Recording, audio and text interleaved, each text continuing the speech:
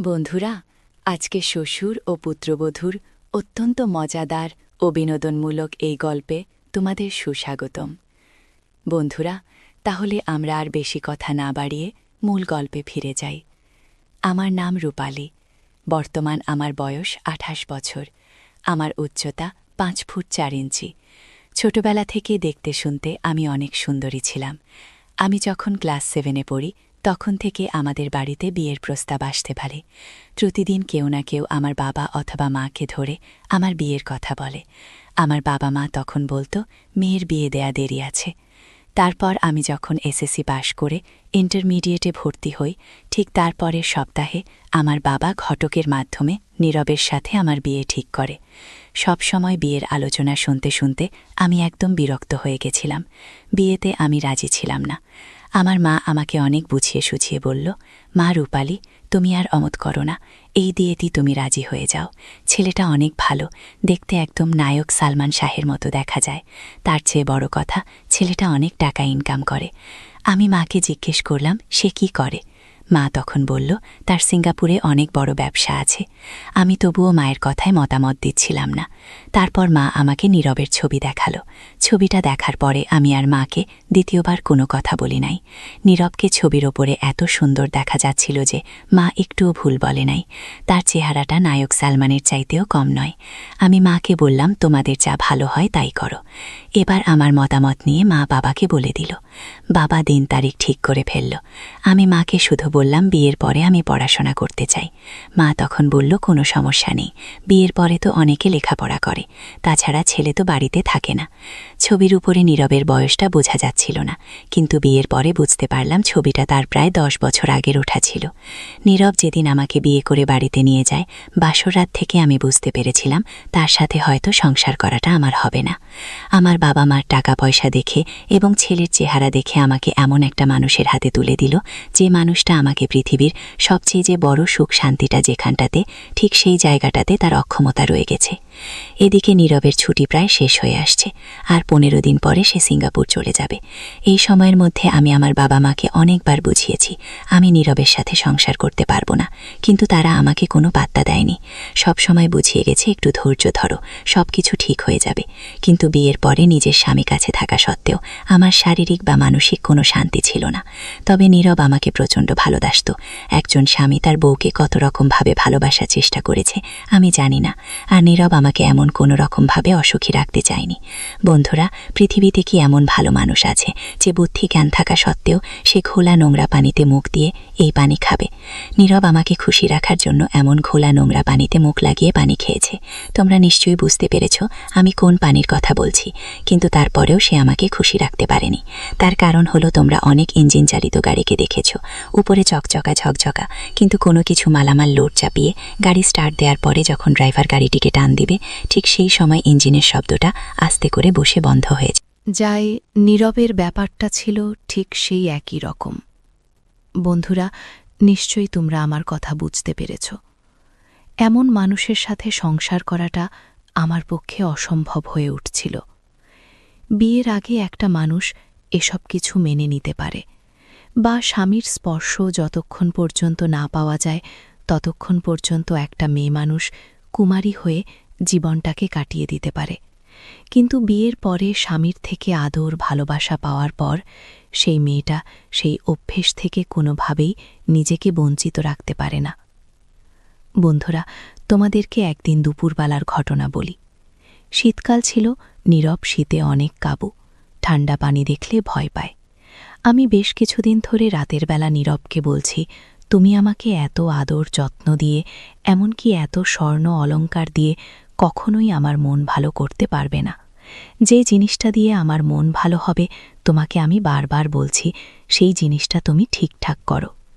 আমি তোমাকে বারবার বলেছি, দেখো তোমার যদি কোনো সমস্যা হয়ে থাকে তাহলে অনেক রকমের পদক্ষেপ আছে, এই পদক্ষেপগুলি তুমি গ্রহণ করতে পারো। তুমি আমার কোনো কথাই শোনো না। সবকিছু মিলিয়ে এভাবে যদি চলতে থাকো তাহলে আমি আর নিজের শরীরের উপরে, এমনকি নিজের মনের সাথে যুদ্ধ করে তোমার সাথে সংসার করতে পারবো না। কারণ তুমি হয়তো একটা বিষয় ভালো করেই জানো, একটা গাড়ির ইঞ্জিন ভালো রাখতে গেলে অবশ্যই একজন দক্ষ ড্রাইভার হতে হবে। এবং সেই ড্রাইভারই ভালো করেই জানে এই ইঞ্জিনের মোবিলটা কয়দিন চেঞ্জ করে আবার নতুন মোবিল ঢালতে হবে এবং তাহলে সেই ইঞ্জিনটা ভালো থাকবে। কিন্তু তুমি এমন একটা মানুষ, তোমার কোনো অভিজ্ঞতাই আমি দেখছি না, বয়সও তো কম হয়নি।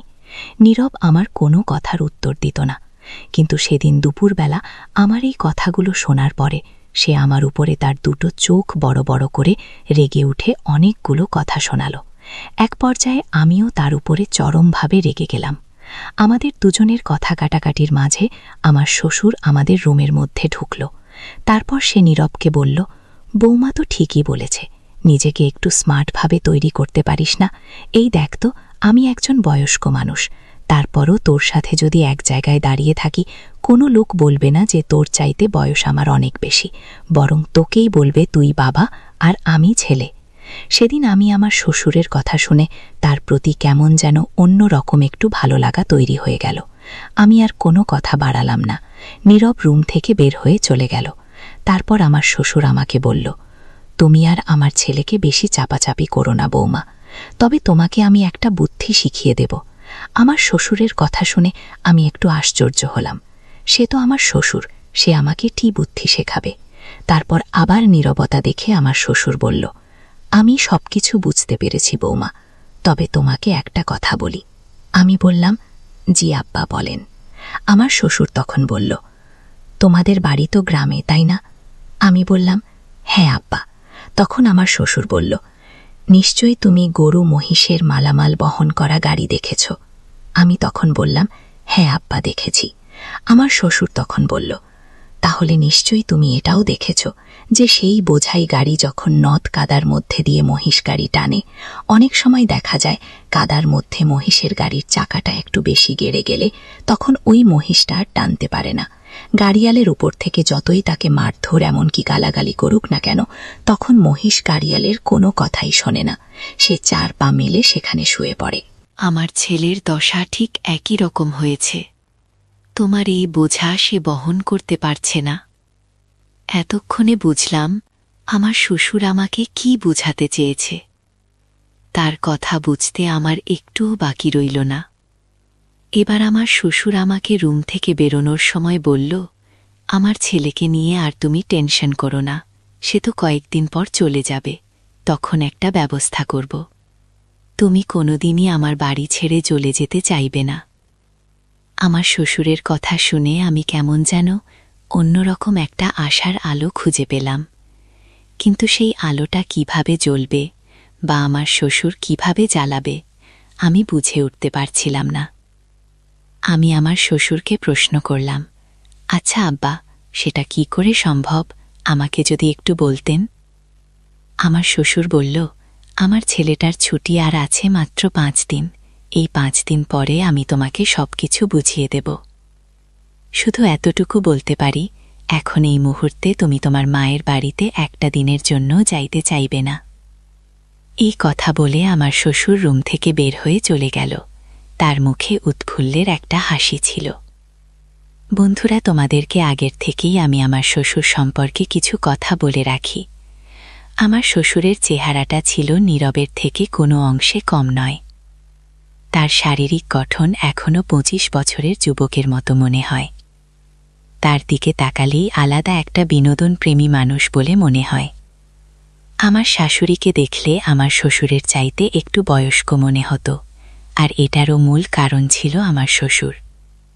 একটা মানুষকে যদি রাত দিন দিয়ে পরিশ্রম করানো যায়, সে মানুষ তো আর শারীরিকভাবে স্ট্রং থাকতে পারে না।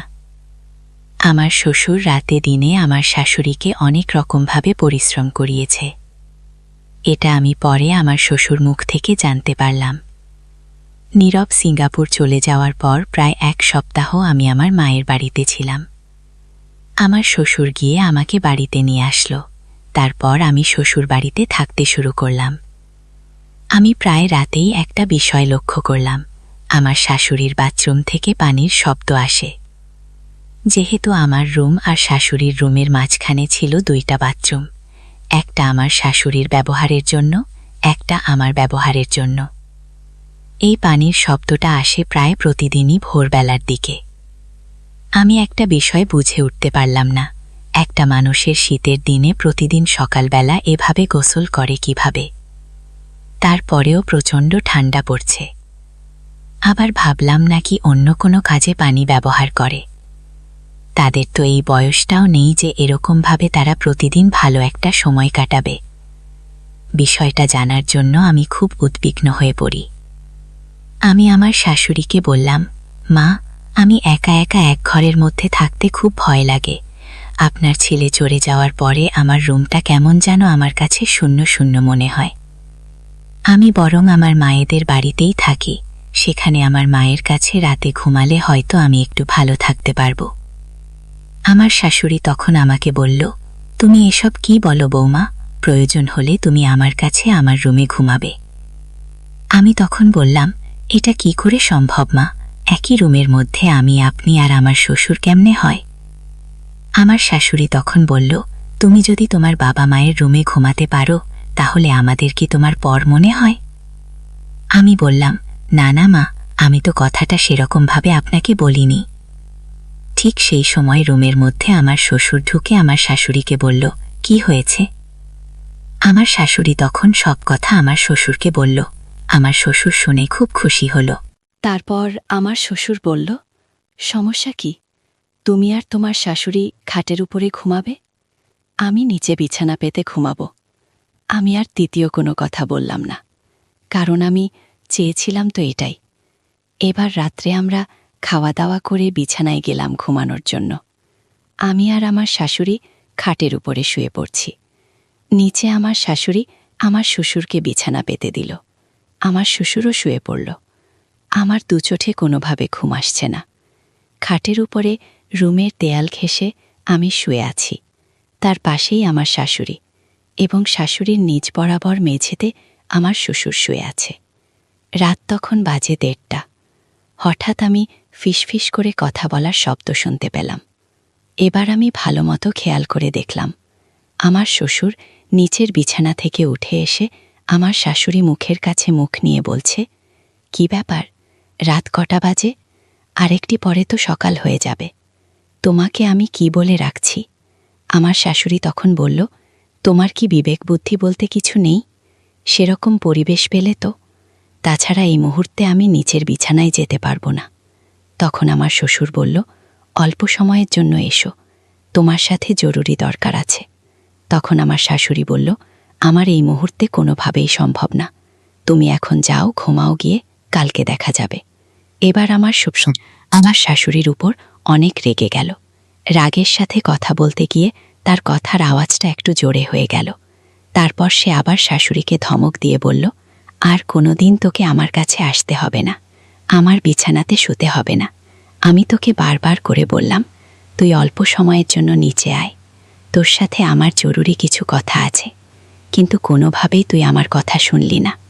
আমার শাশুড়ি তখন বলল, তুমি একটু বোঝার চেষ্টা করো, যদি ছোট বাচ্চা পোলাপান আমার কাছে শুয়ে থাকতো তাহলে কোনো কথা ছিল না। একজন বিবাহিত যুবতী মেয়ে আমার কাছে শুয়ে আছে, সে তো অনেক কিছুই বোঝে, তাই না? এত কিছু জানা সত্ত্বেও তুমি আমার সাথে এমন আচরণ করছো কেন? আমার শ্বশুর তখন বলল, ওসব আমি কোনো কিছু বুঝি না, আমি তোকে আসতে বলছি, তুই আসবি কিনা বল। আমার শাশুড়ি তখন বলল, আমি আজকে কোনো মতে পারবো না। তারপর আমার শ্বশুর তার নিজের বিছানায় চলে গেল। কিন্তু আজকে আমি একটা বিষয় লক্ষ্য করলাম, আমার রুম থেকে যে বাথরুমের পানির শব্দ শুনতে পেতাম, আজকে আমার শাশুড়ির রুম থেকে আমি সেই পানি পড়ার শব্দটা শুনতে পেলাম না। আমি মাঝে মধ্যে উকি মেরে দেখছিলাম আমার শ্বশুর বিছানায় শুয়ে কি করে, কিন্তু এটা কি দেখতে পেলাম, আমার শ্বশুর এত ঠান্ডার মধ্যে বিছানার উপরে উঠে বসে আছে। এবার আমার শাশুড়ি তাকে বারবার ছোট ছোট শব্দে বলছিল, দেখো, তুমি একদম পাগলামি করো না, আমি তো বলছি তোমার বিষয়টা আমি কালকে দেখব, যেভাবে পারি কালকে আর মিস করব না। অনেক বোঝানোর পরে আমার শ্বশুর বিছানায় শুয়ে পড়ল। তাদের এই আবেগ মাখানো ভালোবাসা দেখে আমার অনেক কিছু মনে হচ্ছিল, কিন্তু একটা বিষয় কোনোভাবেই আমি ভেবে চিনতে শেষ করতে পারছিলাম না। আমার শ্বশুর শাশুড়ি, তাদের অনেক বয়স হয়ে গেছে, এখনও দুজনের ভালোবাসার মধ্যে মান অভিমান জড়িয়ে আছে। একজন আরেকজনের কষ্টটা কত সুন্দরভাবে বুঝতে পারে। তাদের ভালোবাসা থেকে আমি একটা বিষয় বুঝতে পারলাম, সত্যিই ভালোবাসার কোনো বয়স হয় না। এবার সকালবেলা উঠে আমি লক্ষ্য করলাম আমার শ্বশুর আমার শাশুড়ির সাথে কথা বলছে না। আমার শাশুড়ি তার পিছু পিছু ঘুরঘুর করছে, বিভিন্ন ধরনের বাহানা করছে তার সাথে একটু কথা বলার জন্য, কিন্তু আমার শ্বশুর কোনোভাবে তাকে পাত্তা দিচ্ছে না। এবার আমি তাদের এসব কীর্তিকলাপ দেখে আমার শাশুড়িকে বললাম, কি হয়েছে আম্মা, আব্বা আপনার সাথে এমন আচরণ করছে কেন? আমার শাশুড়ি তখন শাড়ির আঁচলটা মুখে নিয়ে আমাকে বলল, আর বলো না মা, এ কথা বলার মতো না। তারপরেও আমি আমার শাশুড়ির থেকে শোনার জন্য আবার তাকে জিজ্ঞেস করলাম। বললাম, সমস্যা নেই মা, আমি তো আর অন্য কেউ না, কি হয়েছে একটু বললে আমি একটু টেনশন মুক্ত হতাম। আমার শাশুড়ি তখন বলল, আরে না না, এটা টেনশনের কিছু না, তোমার শ্বশুরের একটু অভিমান হয়েছে। আমি তখন বললাম, ওহো, বুঝতে পেরেছি আম্মা, খাটের ওপর আপনার সাথে ঘুমাতে পারেনি বলে এমন করছে, তাই তো? আমার শাশুড়ি তখন মুচকি একটা হাসি দিয়ে বলল, কি যে বলো না বৌমা, আমাদের কি সেই বয়স আছে নাকি? আমি তখন বললাম, কি যে বলেন আম্মা, ভালোবাসার তো কোনো বয়স হয় না। যদি এরকম কোনো কিছু হয় তাহলে তো আমি মনে করব আপনি একজন সৌভাগ্যবান নারী, যে নাকি এই বয়সেও তার স্বামী থেকে অফুরন্ত ভালোবাসা পাওয়ার ভাগ্য হয়েছে। এরকম ভালোবাসা কয়জনে পায় আম্মা? যদি আপনাদের সমস্যা হয় তাহলে আজকে থেকে আমি রুমে শুয়ে থাকব। আমার শাশুড়ি তখন বলল, কি বল বৌমা, এসব তুমি আমার কাছে থাকলে সমস্যা কি? কোনো সমস্যা নেই। এবার আমি আমার শাশুড়িকে বললাম, আমিও তো সেটাই জানি, তাছাড়া আমি ঘুমালে একদম কোনো কিছু টের পাই না। আমার শাশুড়ি তখন বলল, এত জোয়ান বয়সে এরকম ঘুমাও তুমি? আমি বললাম, হ্যাঁ আম্মা, ছোটবেলা থেকেই আমার অভ্যাস। আমি ঘুমালে আমাকে যদি সেই বিছানা থেকে তুলে আরেক বিছানায় শোয়ানো হয় তবুও আমি টের পাই না। বন্ধুরা, এই কথাটা আমি আমার শাশুড়িকে বলছি যাতে তাদের আর কোনো ভয় বা কোনো সংশয় না থাকে আমাকে নিয়ে। তারপর আমরা সেদিন রাতে খাওয়া দাওয়া করে আগের রাতের মতো শুয়ে পড়লাম। আমার শ্বশুরের বিছানাটা নিচে বাড়া হয়েছে। বিছানাতে শোয়ার পর থেকেই আমি ঘুমের এমন একটা ভান করলাম যাতে তারা কোনোভাবে তাদের ভেতরে আমাকে নিয়ে কোনো সংকোচ না রাখে। রাত 12:10। আজকে হয়তো আমার শ্বশুর ধৈর্য হারিয়ে ফেলেছে, যার কারণে গতকাল রাতের চেয়ে প্রায় 1 ঘন্টা আগে এসে আমার শাশুড়ির কাছে বসে আছে। ঠিক সেই চাপা সুরেই আমার শাশুড়িকে ডাকছে। আমার শাশুড়ি শ্বশুরকে বলল, দাঁড়াও, দেখে নি বৌমা ঘুমিয়েছে কিনা। শাশুড়ির কথা শোনার পরে আমি একদম মরা মানুষের মতো ঘুমের ভান করলাম। নিঃশ্বাসের শব্দটাও কোনোভাবে বের হতে দিলাম না। আমার চোখে মুখের ওপর দিয়ে আমার শাশুড়ি হাত ঘোরালো। তারপর সে বিছানা থেকে উঠছে আর আমাকে ফলো করছে, আমি কোনো কিছু বুঝতে পারি কিনা। আমার শাশুড়ি এবার আমার শ্বশুরকে বলল, আমি অল্প সময়ের জন্য কিন্তু তোমার বিছানাতে যেতে পারি, যেহেতু শীতের দিন একা একা বিছানায় ঠান্ডা লাগে, সেজন্যই তোমার কাছে আমি যাচ্ছি। এবার আমার শাশুড়ি আস্তে আস্তে করে নিচের বিছানায় নেমে গেল। আমি মাথাটা হালকা উঁচু করে তাদের কার্যকলাপগুলো দেখার চেষ্টা করছিলাম। তারপর আমি দেখলাম আমার শ্বশুর খাওয়ার কি জন্য নিয়ে এসে আমার শাশুড়ির জন্য রেডি করে রাখছিল। যাওয়ার সাথে সাথে তার মুখে তুলে দিল। সবুজ বাতির আলোতে আমি তেমন কোনো কিছু বুঝে উঠতে পারছিলাম না। তারপর খাটের ওপাশ থেকে এই পাশে একটু সরে এসে দেখার চেষ্টা করছিলাম আমার শ্বশুর শাশুড়িকে কি খাওয়াচ্ছে। এবার আমি একটু খেয়াল করতে পারলাম যে যে জিনিসটা খাওয়াচ্ছে এটা দেখতে একদম নারিকেল মেশানো গোলাকার আকৃতির আইসক্রিমের মতো, যে আইসক্রিমগুলো ছোটবেলায় আমরা 50 পয়সা করে কিনে খেতাম। বন্ধুরা, নিশ্চয় বুঝতে পেরেছ আমি কোন আইসক্রিমের কথা বলছি। আমার শাশুড়ির মুখে কোনো কথা নেই, একদম চুপ করে সেটা মুখের মধ্য দিয়ে সুন্দরভাবে খেয়ে যাচ্ছে। খাবার শেষে তারা কিছু সময় চুপচাপ থাকল। তারপর আমি মাথাটা বালিশের সাথে আবার ঠেকালাম। তারপর কেমন যেন একটা আওয়াজ আমার কানে আসতে লাগল। এবার আমি খেয়াল করে দেখলাম সে আওয়াজটি আমার শাশুড়ির মুখ থেকে আসছে।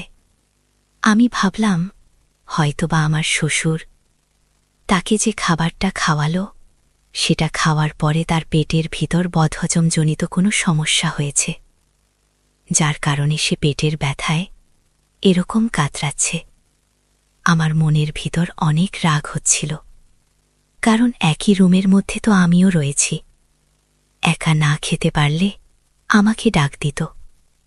দুজন মিলে খেলে হয়তো তার এই পেটের সমস্যা হতো না। তারপর লক্ষ্য করলাম আস্তে আস্তে তার মুখের আওয়াজটা কমে যাচ্ছে, কিন্তু তাদের গায়ের উপরে কম্বলটা কেমন যেন বারবার এলোমেলো হয়ে যাচ্ছে। তখন আমি মনে করলাম হয়তোবা আমার শ্বশুর আমার শাশুড়িকে কম্বলের ভেতরে পেটের সমস্যার কেন ওষুধ খাওয়াচ্ছে, যেহেতু বেচারি পেটের ব্যথায় এমন আর্তনাদ করছে। তারপর কিছুক্ষণ আর কোনো সারা শব্দ পেলাম না। হয়তোবা ওষুধটা খাওয়ানোর পরে তার পেটের ব্যথা কমে গেছে। এরপর আমার শাশুড়ি কম্বলের ভেতর থেকে বের হয়ে আসলো। মুখটা একটু হাসি হাসি ছিল। আমি অবাক হয়ে গেলাম যে বেচারি একটু আগে বেশি খাওয়ার কারণে পেটের ব্যথায় কাতরাচ্ছিল, সেই মানুষটা এখন হাসতে হাসতে খাটের উপরের বিছানায় এসে আমার পাশে শুয়ে পড়ল। এবার আমার শাশুড়ি আমাকে ভালো করে তাকিয়ে দেখছিল আমি ঘুমিয়ে আছি কিনা। সে হয়তো জানে না আমি পাকা একজন অভিনেত্রী। ঘুমের ভান এমনভাবে করতে পারি যে কেউ ভাববে মরা লাশ হয়ে পড়ে আছি। তারপর আমি নিজেই এমন একটি অবস্থায় আছি, আমাকে এই মুহূর্তে বাথরুমের দিকে যেতেই হবে, নইলে এভাবে শুয়ে থাকতে পারছি না। শীতের দিন, মনে হচ্ছিল আমার জামা কাপড়ের কোথাও যেন পানি লেগে ভিজে গেছে। এবার আমি সেই ভেজা জায়গায় নিজের হাত দ্বারা স্পর্শ করে বুঝতে পারলাম যে আমাকে এই মুহূর্তেই ভেজা কাপড় চেঞ্জ করে এসে বিছানাতে শুতে হবে, নইলে আমার শাশুড়ি আমার ভাবতে পারে আমি বিছানাতে পানি ঢেলে দিয়েছি। বন্ধুরা, তোমার আমার বর্তমান পরিবেশ পরিস্থিতিটা কি নিশ্চয়ই বুঝতে পেরেছ, কিন্তু আমি এই মুহূর্তে বিছানা থেকে কোনোভাবেই উঠতে পারছিলাম না। কারণ আমার শাশুড়ি ভাববে হয়তো আমি তাদের এই খাওয়া দাওয়ার ব্যাপারটা দেখে ফেলেছি। এটা ভেবে হয়তো তারা লজ্জা পেতে পারে। তাই আমি অনেক ধৈর্য ধরে শুয়ে থাকলাম। তারপর আমার শাশুড়ি আমার শ্বশুরের দিকে বারবার তাকাচ্ছিল। আমার শ্বশুর নিজের দিক থেকে মুচকি মুচকি হাসছিল। তাদের এত সুন্দর ভালো ব্যবহার দেখে আমার মনের ভিতর নীরবকে নিয়ে অনেক কিছু ভাবছিলাম। আজকে যদি সে বাড়িতে থাকত, এরকম আইসক্রিম হয়তো সে আমাকে খাওয়াতে পারত। কিন্তু আবার মনে হলো যে নীরবের পক্ষে তো এত সুন্দর যত্ন করে আমাকে আইসক্রিম খাওয়ানো সম্ভব নয়, কারণ তার সেরকম মানসিক চিন্তা, এমনকি সেরকম কোনো ধৈর্য ভিতরে নেই। পরের দিন সকালবেলা রাতের বিষয়টা আমার মনের মধ্যে চাপা রাখতে না পেরে একটু রাগ অভিমানে আমার শ্বশুরকে আমি বলেই ফেললাম। আমার শ্বশুর খাওয়া দাওয়া করে বাড়ি থেকে বের হয়ে যাচ্ছিল। আমি বাড়ির বাইরে জাম গাছের নিচে দাঁড়িয়েছিলাম। শ্বশুর যখন বের হবে তখন তাকে ধরে কথাগুলো বলবো। তারপর আমার শ্বশুর বাড়ি থেকে বের হওয়া মাত্রই আমি তাকে ডাক দিয়ে কাছে নিলাম। এবার আমি তাকে বললাম, নিজের বউয়ের জন্য যত্ন করে আইসক্রিম এনে রাতে খাওয়ালেন তাহলে? আপনি তো বলেছিলেন যে আপনার ছেলে চলে যাওয়ার পরে আমার বিষয়টা আপনি দেখবেন। এটাই কি তার নমুনা? এবার আমার শ্বশুরের চোখ কপালে উঠে গেল। সে আমাকে বলল, বৌমা, তার মানে তোমার শাশুড়িকে খাওয়ানো তুমি সব কিছু দেখে ফেলেছ? আমি তখন বলল, হ্যাঁ, সে তো খেয়ে এসে পেটের ব্যথায় কাতরাচ্ছিল। এবার আমার শ্বশুর বলল, দেখেই যখন ফেলেছ তখন আর তুমি কিছু মনে করো না। আমি তোমার জন্য বেশ কয়েকদিন করে এমন খাবার রেডি করে রেখেছিলাম, তোমাকে খাওয়াবো বলে, কিন্তু তুমি কি মনে করবে সেই ভেবে আমি আর তোমার কাছে গিয়ে খাওয়াতে পারিনি। আজকে যখন তুমি সরাসরি বলেই ফেলেছ, তাহলে আমার দিক থেকে আর কোনো বাধা থাকবে না। তবে যত ঝামেলা তোমার শাশুড়ির, তোমার শাশুড়ির সামনে তো আর তোমাকে খাওয়ানো যাবে না, যেহেতু আমরা একই রুমের মধ্যে থাকি। খুবই সাবধানের সাথে খেতে হবে। এবার আমি আমার শ্বশুরকে বললাম, আর একদিনও আমার শাশুড়িকে খাওয়াতে পারবেন না। যতদিন আপনার ছেলে বাড়িতে না আসে, ততদিন পর্যন্ত আমাকে মুখে তুলে খাওয়াবেন। আমার শ্বশুর তখন বলল, ঠিক বলেছ বৌমা, তবে তোমার শাশুড়ির খাওয়া একেবারেই বন্ধ করা যাবে না, কারণ তোমার শাশুড়ির খাওয়ার অভ্যাসটা এখনও অনেক বেশি রয়েছে। সে তো এই বয়সে এখনও খুব ভালো মতো খেতে পারে। এবার আমার শ্বশুর আমাকে বলল, আজকে রাতে তোমার জন্য আমি খাবার রেডি করে রাখব, তবে কয়েকটা সিস্টেম আছে। এই সিস্টেমগুলো তোমাকে অবলম্বন করতে হবে। আমি আমার শ্বশুরের খাবারের অপেক্ষায় বসে রইলাম। রাত 10টা, এখনও আমার শ্বশুর রুমে আসেনি। এদিকে শাশুড়ি আমার পাশেই ঘুমিয়ে পড়েছে। শ্বশুর আমাকে যেভাবে বলেছে, আমি সেভাবে সবকিছু প্রস্তুতি নিয়ে বসে আছি। কিন্তু সে কেন আসছে না, এই ভাবনা নিয়ে আমার মাথাটা এলোমেলো হয়ে যাচ্ছে। আমার পেটে তো প্রচণ্ড ক্ষুধা। বেশ কিছুদিন নীরব চলে যাওয়ার পরে খাওয়া দাওয়া করতে পারিনি। আজকে যেহেতু সুযোগটা পেয়ে গেলাম, সেই সুযোগটা আমি কোনো মতেই হাতছাড়া করতে চাচ্ছি না। কিন্তু শ্বশুর মশাই তো এখনও বাড়িতে আসছে না। এমন ভাবনা করতে করতে শ্বশুর মশাই রুমের মধ্যে ঢুকে পড়ল। আজকে সে চুল কাটিয়ে সেভ করে এত সুন্দর পরিপাটি হয়ে রয়েছে, তাকে যেন 25 বছরের যুবকের মতো লাগছে। এবার তার বিছানাতে সে বসে পড়ল। তারপর কোনো রকম কোনো পরিবেশ পরিস্থিতি না পেয়ে আমাকে ইশারা করে বলল, তুমি ছাদের উপরে আসো। তারপর আমি কোনো রকম কায়দা কৌশল করে রুম থেকে বের হয়ে চলে গেলাম ছাদের উপরে, শ্বশুরের কাছে। তারপর আমার শ্বশুর আমাকে বলল, আমি তোমাকে খাওয়াতে পারি একটা শর্তে। আমি শ্বশুরকে বললাম, আপনি খাওয়াবেন আমাকে, এখানে শর্তের কি আছে? শ্বশুর তখন বলল, যেহেতু তুমি অল্প বয়সী একটা মেয়ে, সেহেতু তোমার খাওয়ার রুচিটা অনেক বেশি হবে। তাই তোমার কাছে আমার একটা রিকোয়েস্ট, আমি তোমাকে যতটুকু করে খাওয়াবো, তুমি ততটুকু করে খাবে। শ্বশুরের শর্ত মেনে নিলাম। বন্ধুরা, তারপর যা হলো পুরো গল্পটা আমি পরের পর্বে তোমাদেরকে শোনাব। এই পর্বে সম্পূর্ণ গল্প বলতে গেলে ভিডিওটি অনেক বড় হয়ে যাবে।